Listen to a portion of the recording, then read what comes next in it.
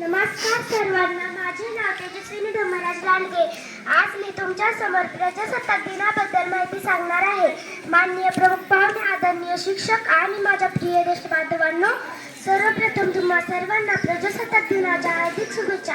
तुम्हा सर्वांना माहिती आहे की आज 26 जानेवारी प्रजासत्ताक दिन 1950 मध्ये आपले संविधान लागू झाले आणि भारत एक पूर्ण प्रजासत्ताक बनला. या दिवशी आपण आपल्या देशासाठी आपले संविधान स्वीकारले आणि लोकशाहीच्या दिशेने पहिले पाऊल टाकले. आपले संविधान आपल्याला स्वतंत्र, समानता आणि न्यायाचा पाय देते. ते आपल्याला आठवण करून देते की आपण सर्व नागरिकांनी आपल्या हक्काचा आदर केला पाहिजे आणि आपली कर्तव्ये पार पाडली पाहिजे. हा दिवस आपल्याला हे देखील शिकवतो की आपण सर्व नागरिकांनी आपल्या स्वातंत्र्याचे आणि लोकशाहीचे रक्षण करणे ही प्रत्येकाची जबाबदारी आहे. आपला देश समृद्ध, सुरक्षित आणि मजबूत बनवण्यासाठी आपण सर्वांनी योगदान दिले पाहिजे. शेवटी मला एवढंच म्हणायचे आहे की देशभक्ती म्हणजे फक्त उत्सव साजरा करणे नाही, तर देशासाठी काहीतरी करणे आहे. जय हिंद, जय महाराष्ट्र. नादिल तांबोळे आपले मनोगत व्यक्त करेल.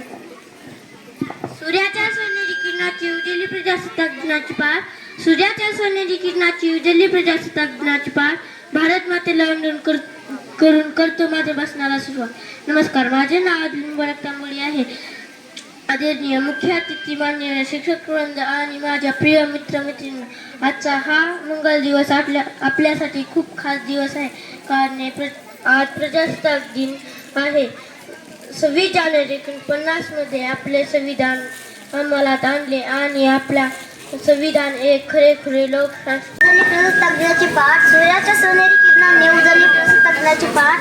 भारत मातेला वंदन करून करते मी माझ्या भाषणाला सुरुवात. भारत मातेला वंदन करून करते मी माझ्या भाषणाला सुरुवात. आदरणीय व्यासपीठावरील मान्यवर, पूज्य गुरुजन वर्ग आणि इथे जमलेल्या माझ्या बालमित्रांनो, आज 26 जानेवारी म्हणजेच प्रजासत्ताक दिन हा प्रत्येक भारतीयासाठी एक राष्ट्रीय सण आहे.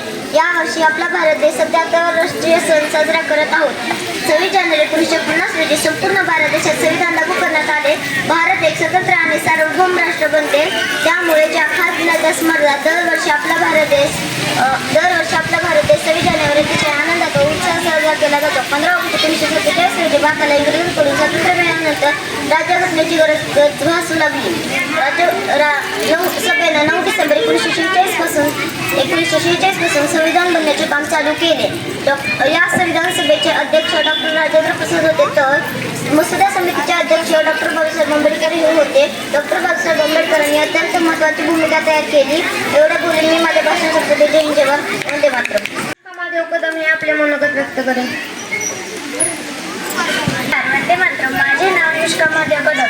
आज प्रजासत्ताक दिनाविषयी तुम्हाला थोडीशी माहिती सांगणार आहे. ते कोणीशी देण्याकावी माझे नाव आहे. चला करूया संविधानाचा आदर, चला करूया संविधानाचा आदर. ज्याने दिला आपल्याला जगण्या शिकण्याचा अधिकार, ज्याने दिला आपल्याला जगण्या शिकण्याचा अधिकार. अध्यक्ष महोदय, माननीय मुख्याध्यापक, गुरुवर्ग आणि माझ्या प्रिय मित्रमैत्रिणींना, सर्वप्रथम सर्वांना भारतीय प्रजासत्ताक दिनाच्या मनपूर्वक शुभेच्छा. दरवर्षी 26 जानेवारी हा दिन भारतभर प्रजासत्ताक दिन म्हणून मोठ्या उत्साहात साजरा करतात. हा भारतीय इतिहासातील सोनेरी दिवस आणि आपला राष्ट्रीय सण आहे. 26 जानेवारी 1950 रोजी भारतीय राज्यघटना लागू झाली.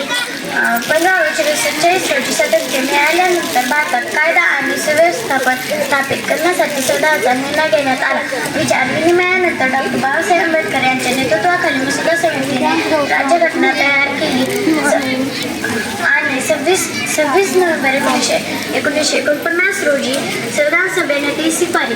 अखेर 26 जानेवारी 1950 रोजी पासून भारतभर या राज्यघटनेची अंमलबजावणी करण्यात आली.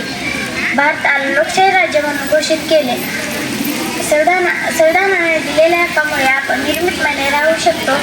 त्यामुळे आपण कर्तव्याचे पालन करत संविधानाचा आदर केला पाहिजे. जाता एवढंच बोलते की ना पूछो जमाने से कि क्या हमारी कहानी है, ना पूछो जमाने से कि क्या हमारी कहानी है, हमारी पहचान तो वही है कि हम हिंदुस्तानी. एवढं बोलून मी माझी भाषण करते. जय हिंद, जय भारत.